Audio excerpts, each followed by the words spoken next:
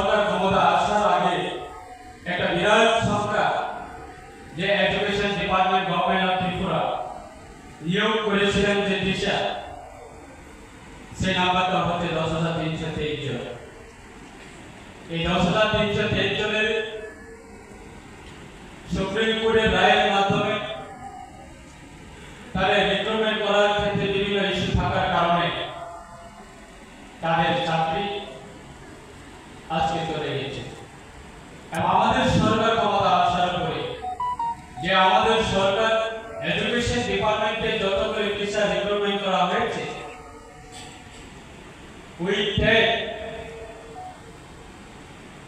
এবং বিএড এর মাধ্যমে, ডিএলএড এর মাধ্যমে যারা এলিজিবল এক্সামিনেশনের মাধ্যমে প্রপারলি ভাবে সেটা রিক্রুটমেন্ট করার কারণে যে শিক্ষক রিক্রুটমেন্ট করার ক্ষেত্রে যে শিক্ষক নির্বাচিত হবে, এলিজিবল হবে, সেই টিচার